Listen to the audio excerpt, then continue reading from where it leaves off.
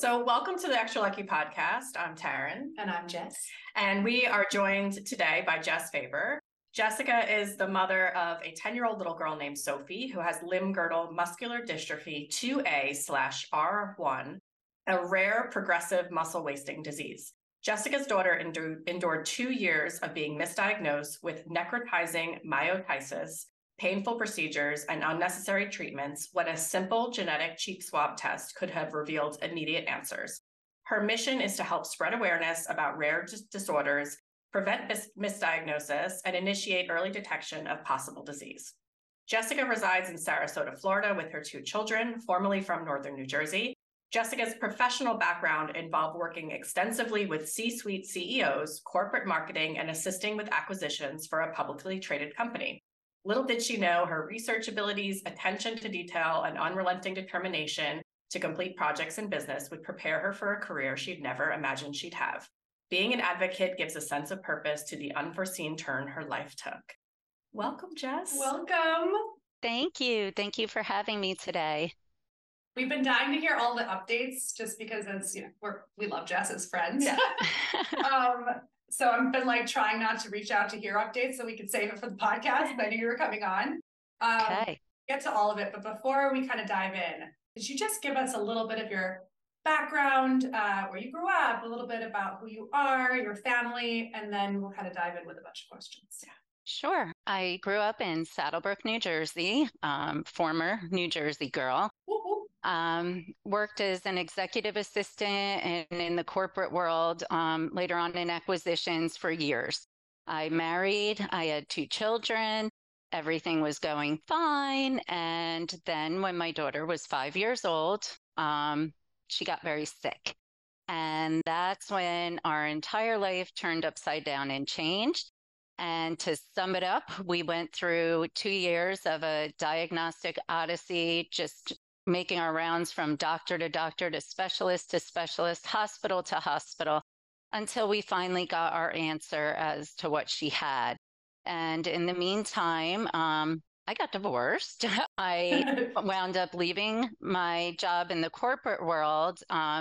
Was a mutual agreement because I had to take care of Sophie and just couldn't facilitate working with all being in the hospital constantly.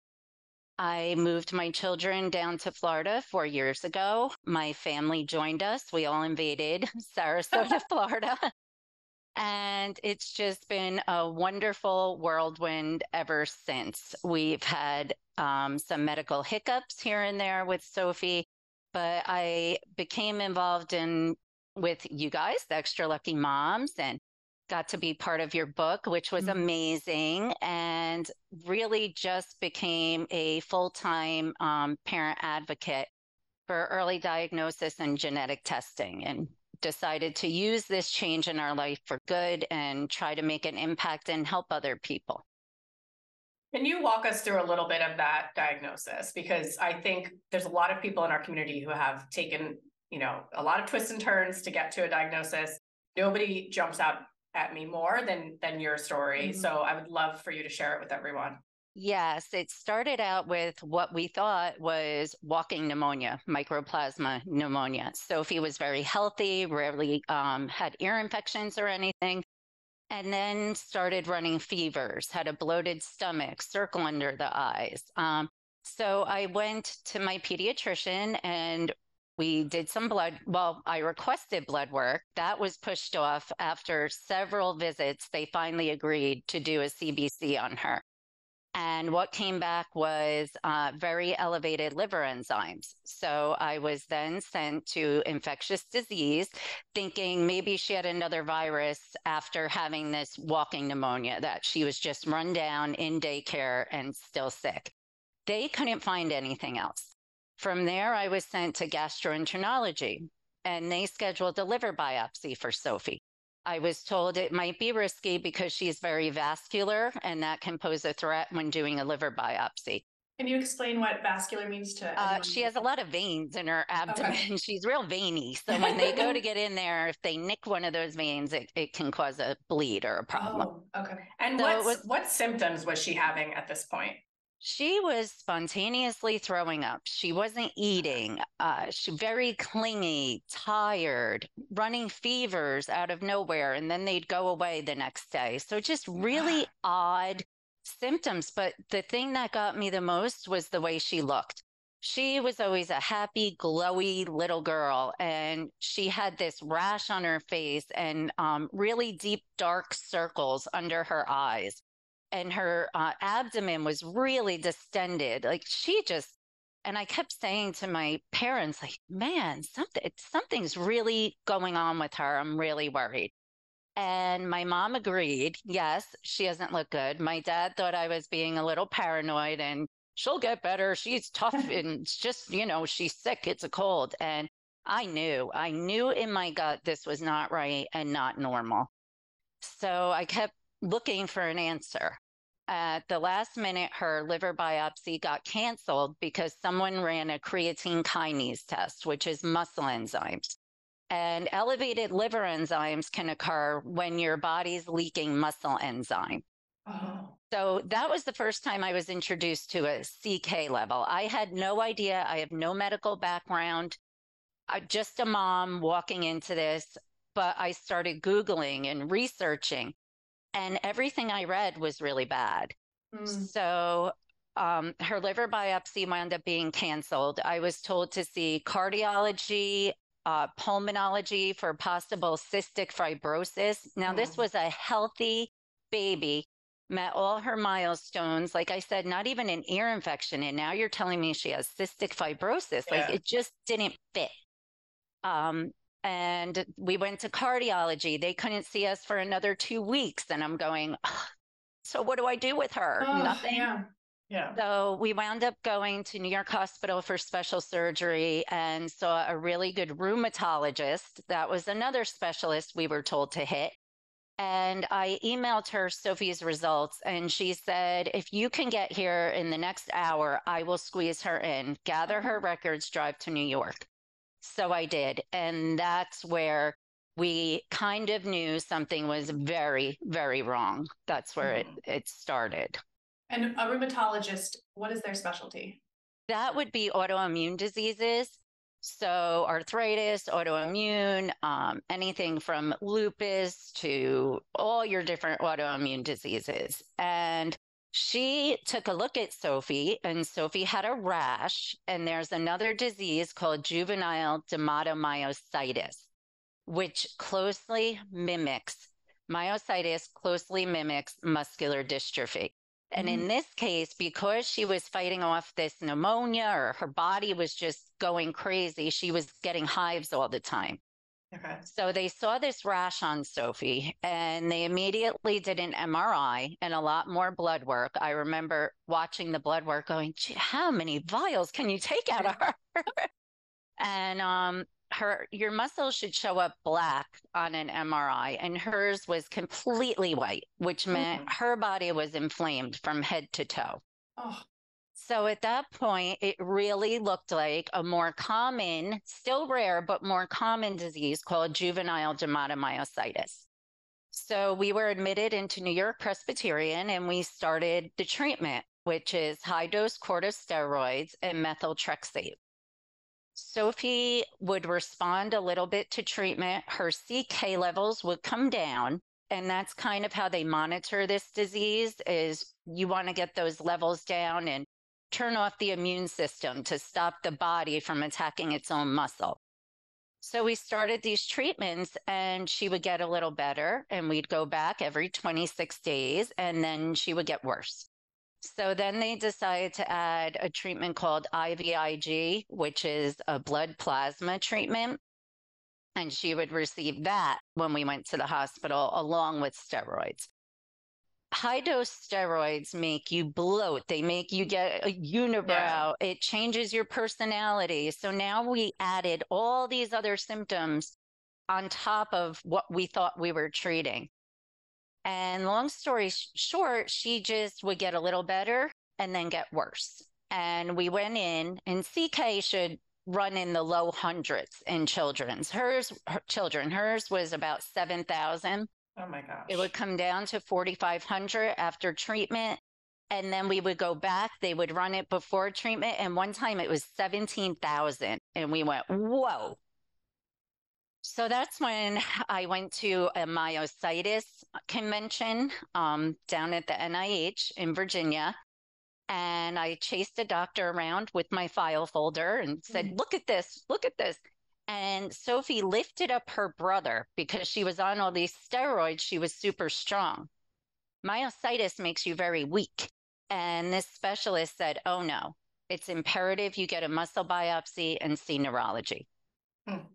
So we brought this back to our wonderful rheumatologist who really thought she was on the right path here. And she began another investigation. And that went on from juvenile dermatomyositis to now necrotizing myositis and stronger medications. And it wasn't until about a year and a half into that when they were deciding, do we keep treating Sophie or do we have to say this just isn't working for her? Because her health was deteriorating with all these treatments, that I was told about genetic testing. And that is where we finally got our answer. Did you have to pay out of pocket for that? Was it covered? It was not covered by insurance initially, which blew my mind because it's at the time, we're going back about 5 years now. There wasn't the options, which I'll get into later, to do this on your own. You had to do it through your hospital or doctor, and insurance did not want to pick it up. What wound up happening was we wound up getting admitted to the emergency room because she was so ill one night. And her rheumatologist came to the ER and said, we need genetic testing. And because it was ordered through an emergency room, Columbia came in and did my blood, my ex-husband's, and Sophie's, and it was actually covered. But getting to have that testing, I asked for it for weeks before this incident, and I kept getting shot down. My parents were going to remortgage their house. We were going to come up with the money to get her tested. She had had 2 muscle biopsies at that point, 2 spinal taps, multiple MRIs. We couldn't keep putting her through all this invasive testing when a blood test might tell us what's wrong with her. Can I ask you this? For genetic testing, is it expensive? Like, why is it so difficult? I thought it was just a blood test that they... It's a blood test, but every, especially with whole genome testing and sequencing, they have to go through the DNA and analyze. So it's a rigorous process at the lab.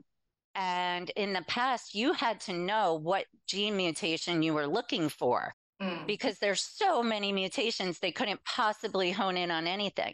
So the testing now, this whole exome testing, is able to test, and I'll speak about it in a little while. Foresight 360 is a test that I'm a parent ambassador for and really believe strongly in because it can test for over 300 different genetic disorders and diseases. And it's something that parents are able to access privately, either via their pediatrician, or they can go online and order the test kit themselves. And instead of paying thousands upon thousands of dollars, I believe their price point right now is $14.65. They have 2 different packages. One includes testing throughout the age of 18 years old, retesting. And then there's a more moderate version, but it also includes genetic counseling. I received my genetic results in a very sterile environment. I was given the diagnosis, which was letters, numbers. I'd never heard of this in my life, and sent on my way with really no information except to follow up with a neurologist who at that point I did not even have. So this company with their testing matches you with a genetic counselor who will work with your pediatrician to go over the results and also give parents next steps. And they're also forming a parent advocacy group where parents can come on. We're going to do Q&As and offer some support should you find out that your child has something. But it allows parents to test their healthy newborns and be proactive. Had Sophie had this screening, because hospitals do genetically screen, but only for a handful of things right now. And hers was not even on the radar. So had I said, maybe a baby shower gift, somebody gets you this. Some people spend this on a stroller these days. Right. So I went know. through what I went through, put the fancy pocketbook down and get your kid tested. Yeah.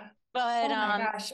First of all, we have to yeah. like reach out to this amazing company and maybe we can get them on and Sure. spotlight them. Sorry, I'm gonna interrupt you. Question. No, I was gonna say, did you, so this is a 2-year process, right? Till you finally Yes. got the diagnosis. Did you find that you found your voice along the way? Did you walk in with the mama bear fight, or like how was that journey? Because I know it's something, and we use you as like a case study when we talk to some other parents, like because people just feel like they don't have a place on the medical team or can't speak up, don't have confidence in their voice. So walk us through that, please. That was a learned process. The first initiation into it was pushing for Sophie to have blood work because her pediatrician at the time was adamant, we don't poke kids for no reason. It's viral. We know this. Clear chest x-ray, move on, mom. Yeah. And once I found out about her liver enzymes, I got very angry. And the anger kind of overpowered the fear of what's going on. Like, this is my baby. I am going to fix this and I am going to find out what's going on with her. And then when we got passed from doctor to specialist, you see them for 15 minutes in an exam room. You're trying to give that whole history of the last 6 months. You're telling it to a PA, and then the doctor comes in maybe 10 minutes. Yeah. They're only looking at their specialty. You were referred to me to look for this. And they don't communicate. Unfortunately, some do, and that's wonderful. But a lot of times there's no communication between specialties. So it's up to the parent to have your folder and all your results, because even Epic, our systems of sharing medical information, do not transfer to each hospital or specialist. Right. So I learned to build my case, carry it with me, use those 15 minutes to the utmost and try to get every important thing in there. To not always take what they're saying to heart. I was told my daughter would be off her feet in 2 years and in a wheelchair full time. I was told this is absolutely not neurological, mom. Go back to rheumatology, up the med. You're feeding her too much. Why is she so heavy? She's on 60 milligrams of prednisone a day, you know? So you just need to find your voice. I try to encourage parents to work as a team with their provider. If I've learned myself, if you walk into an ER or an office and start spewing information, not everybody has the best bedside manner or takes kindly to a mom with no medical degree coming in telling them what's going on and what the situation is, even if you do have more information than they do. So you have to be very diplomatic, and it's hard to bite your tongue, but make sure you have your questions written down and advocate for your child, because if you don't do it, it's not going to get done. Yeah. We've obviously known you for a little while now, and it's made me a stronger advocate in the offices of doctors, asking more questions. Most recently, I had an appointment for myself, actually, and the doctor was just rushing me. And I finally said, I have a number of questions, so I feel like we're rushing through this. And do you mind? And he was a little startled and then said, oh, of course, and sat down and took a breath. I'm like, I know you probably have 50 other patients, but this is my time. I'm paying for this time. I'm paying for your time, and this is my help. So it's made me a better advocate, not only for Adeline, but for myself. So basically what you're telling us is that she was on all of this medication that was not helping her at all, and yet affecting her health. Yes. So so let's take a step back. So then you go to neurology. Mm-hmm. And then you get this genetic screening and she's diagnosed, and they're like, bye. And you're like, well, now what? What do you do next? There was a little step in between. We actually had to fly out to Wisconsin Children's Hospital for rare and undiagnosed diseases. Even though we were in New York, New Jersey, all the top hospitals, they started a whole new investigation without using past test results. And because once we received her diagnosis of limb girdle muscular dystrophy, I was sent on my way. I went and saw a neurologist who specialized in limb girdle, and there's only a handful in the country. And she told me, I believe that's a latent finding. Sophie has myositis. Keep treating the myositis. Wow. So now she had a dual diagnosis, but I was told the limb girdle might not manifest until she's much older. You know, we only found it because of the genetics. She has myositis. Keep treating her. I knew this wasn't, I kept saying, but look at the results. It's not. Well, and you had been treating her for that for a while, and it wasn't doing anything. Knew this. They knew this. So we wound up going out to Wisconsin, had a whole new workup done, another muscle biopsy, unfortunately, but it did help confirm she never had myositis. It's limb girdle muscular dystrophy. Get this child off the medication. And it took about a year and a half to wean her off the steroids. In that time, I became an expert in limb girdle muscular dystrophy. And I decided I was going to find out every single thing there is to know about it. I'm going to find the best care team for her, which we're still redoing because every time I find a care team, these neurologists and physicians are usually conducting a study at that university, and then they move on to the next university. Or she was going to Shriners for the muscular dystrophy clinic. Well, they closed down. Then I was sent to Johns Hopkins. Their neurology team has no limb girdle specialists. So we flew out to Ohio to Nationwide Children's. Well, we had a specialist there, but Sophie was having really, really bad issues this summer. The hospital here in Florida, St. Petersburg, Johns Hopkins, all children's could not consult with the neurologist at Nationwide because they don't do that. So then we went to UF, where we're at now, because there's a new program for limb girdle muscular dystrophy, but it's a 3-hour ride from my house. I don't have a pulmonologist for her anymore. The physical therapy team here said she's not improving. So based on that, they can't have her come in anymore.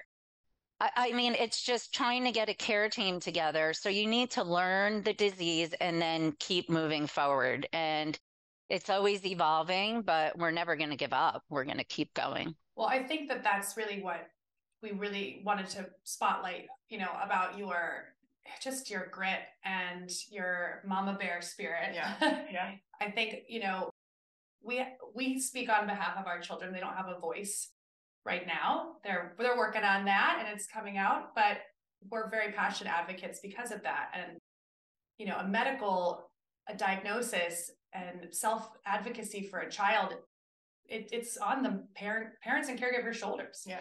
And a lot of other parents, trust doctors because that's what we've been raised to do.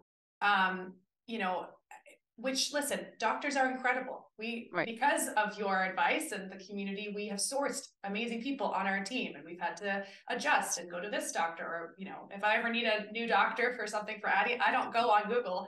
I go to the ELM New Jersey, WhatsApp group. And I say, who's the best? Who has the best bedside manner? And it's really about the grit that you inspire all of us with, and just what a gift you've been able to give our community to show what true love and advocacy looks like. And I know this is a difficult journey. It's the long game. You're still on this, and I'd love to ask about her health today. So, I know you're still kind of working on sourcing your team still, but how is her health?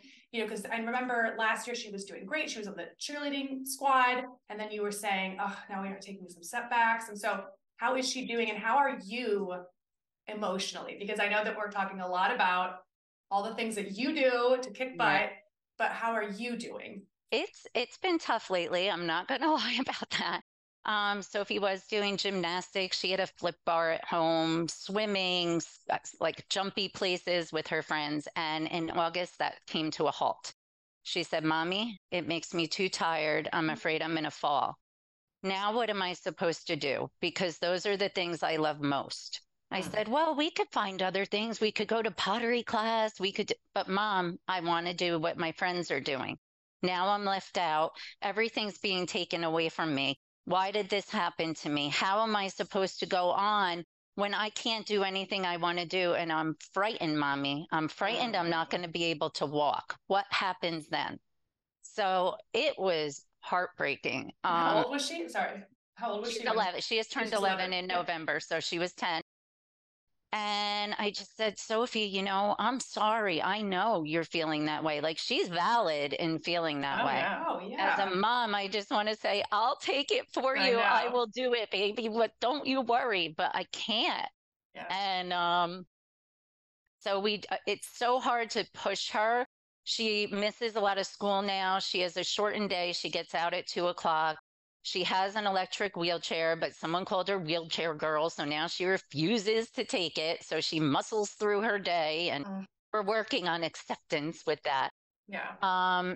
She gave up her gymnastics and dance, and it just crushed her. We're trying to grieve that and then find other things. And I'm grieving the loss of her abilities with her.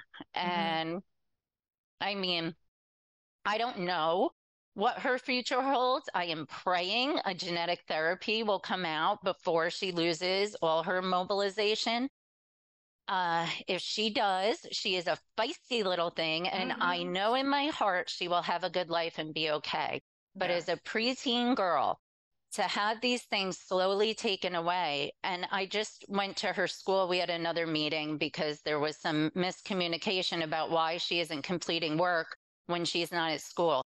It's because she's on muscle relaxers, flat on her back in bed. And I showed them a video Sophie made for the FDA scientific meeting that's happening this week for limb girdle muscular dystrophy. And when they saw the other girls trying to, pull themselves onto a bed, and you see, Sophie, you don't understand. And it hit them. And I was like, now they get it.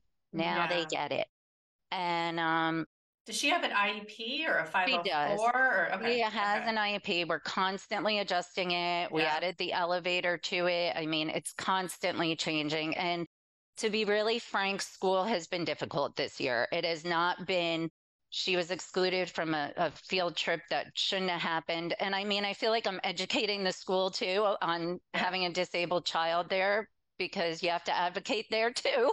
Yeah, I know. So they're learning along with us. It's just hard when it's at her expense for someone else to learn. And listen, like, that's why Taryn and I started ELM, because we were ignorant to the beauty that is this life. And as two educated women, being, ignorant was not okay with us. And we were going to say, like, screw this. If we're ignorant, a lot of other people are too. So let's change this narrative. Let's control it. Let's express it. Let's share it.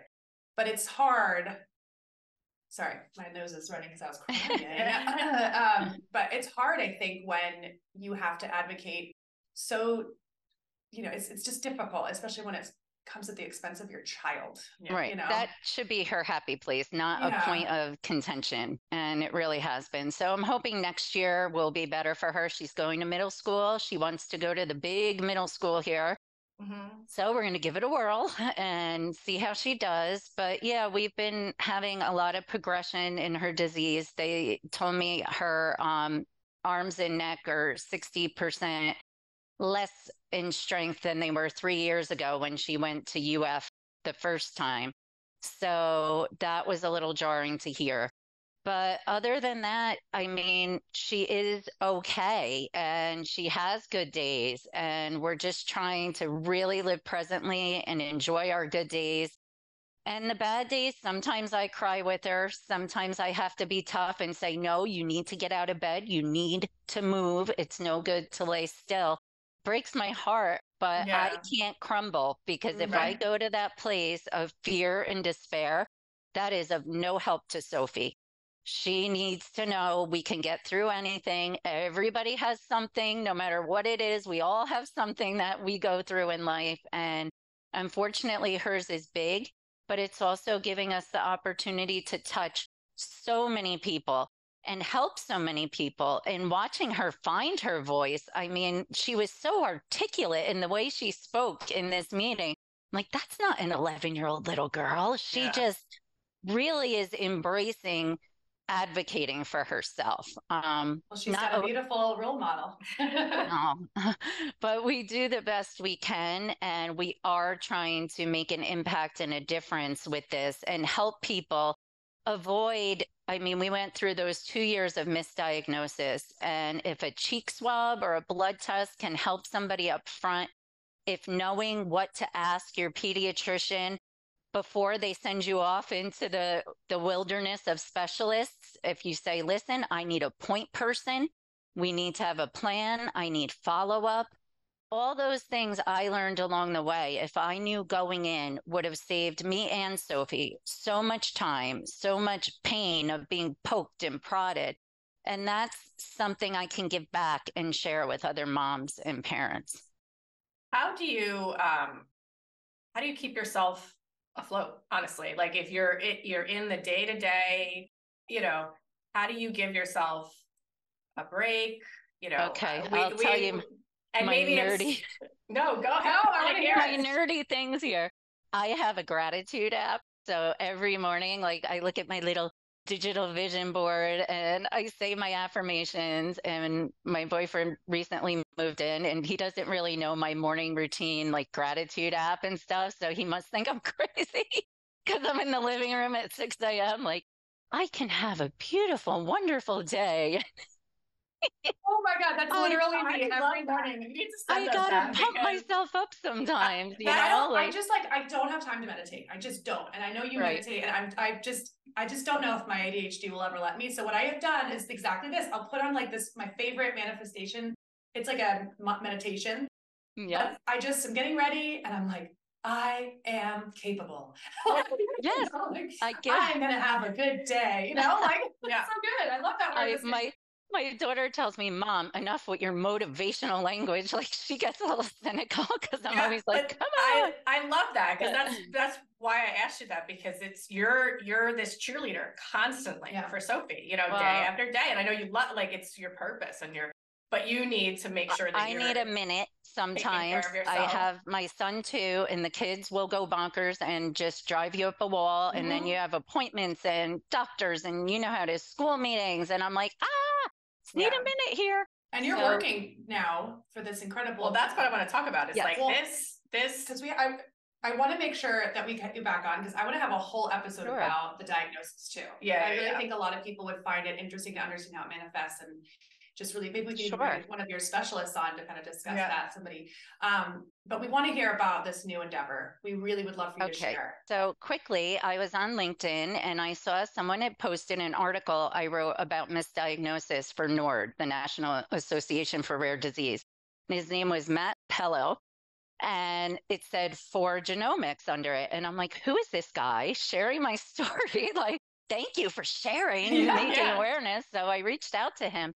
And he was this incredible sciencey, guy out in California. And we started a conversation on LinkedIn. And next thing I knew, he was just growing this company. And he shared our story because he said that was the passion behind for genomics, was to help parents have a better understanding of their children's medical makeup so that they can be proactive. And cases like Sophie's really touch him because they felt they could really help people. Yeah. And after speaking to him, I was just amazed with his whole platform and how it was so parent patient centric. It wasn't, let's gather information and sell it to a big pharmaceutical company. And once we have your money, that's it. And it's like an ongoing relationship, and they're providing more than just results.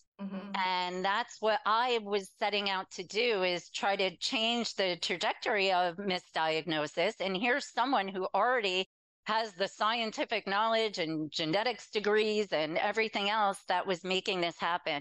So the collaboration just really organically came together. And he decided that he wanted a parent ambassador program and asked me if I'd be willing to collaborate and partner with them on this. And the more I learned about it and spoke to his partners and the scientists on their board, I just became impassioned with this. Like, this has to get out there. Parents need access to this. And I thought his pricing was fair. for what's included in it, and just the medical aspect of it, which I don't have time to get into now, is fascinating. And the things we can detect and help families with to be proactive in their child's care. So his company is For Genomics. Foresight 360 is the name of the test. So it's FORSITE 360. We'll put all this information in the show notes on YouTube. Yeah. Okay. And they also have our story there. There's a blog on their website that chronicles Sophie's entire journey that we went through that parents can read and share. There's a link to a website I was lucky enough to launch, which is Navigating Rare, which again is to help parents through the diagnostic process, which also mentions extra lucky moms, because I know how important your community is, and I want that shared with anybody who comes my way. So, and that's one of the topics that has come up a lot, that they're trying to make this accessible to everyone. Right. So we're trying to get there. But we're also looking with you on their team, they will. I have no doubt. Well, we need more me's. We're looking for parent ambassadors to form a community of parents within the Foresight 360 to promote early genetic testing. So if anybody's interested, you can contact me and we'll see where it goes from there. But we're very excited. I'm sure you'll get inundated. Yeah, I know. I hope so. Well, before we ask you our final signature question, we just wanted to say thank you, not just for coming and taking this time today, because you are so busy, but just for being really a role model to us, a role model to our community. You're truly the example of finding your voice, but also just that parent who doesn't give up. And I love that you didn't just take your experience and fix it for Sophie. You're trying to change it for, countless other families. So you want to ask the signature question? Yes, and well, just to continue with what Taryn's saying, I completely agree. Like, you're just so inspiring, so amazing. And I think that we have so many synergies in our work. When your passion becomes your purpose and your purpose is your passion, the sky's the limit. And so I have no doubt that under your guiding light, you will get to this amazing company to the next level. And I believe that you are going to make, and already have made, a real change for the extra lucky community. So thank you. Thank you. Thank you. So our signature question is, what makes you extra lucky? What makes me extra lucky is my children, Sophie and AJ. And we didn't think this diagnosis was going to make us extra lucky, but all the wonderful people we've come across, if you're going to have a diagnosis like this, meeting both of you it's just an honor to be your friend and to know what you're doing for the community. That's what makes us extra lucky, that we could touch other people in a tragic diagnosis, turn that into something beautiful. And I know you girls are doing that too, where, we're moms. And it's our kids. It's our kids that are making us extra lucky. Absolutely. I wish I could give you a hug through the screen. I know. I need to come up to New Jersey again. Seriously. Anytime. You're welcome. Yes. Anytime. Okay. Well, thank you so much again, Jessica. Again, we'll put all of the information that you shared in our show notes, but let people know how they can find you quickly. Okay, you can find me at Jessica, Jessica, at navigatingrare.com, or on my website, www.navigatingrare.com, or you can go to foresight360.com to read about our blog and learn more about me there as well. Awesome. Amazing. Thank you, Jessica. Thank you. Thank you. If this episode resonated with you, please share it with a friend or share it on social media, because it helps us to continue to spread the message of the extra lucky life. So thank you all for listening. Bye. Thank you.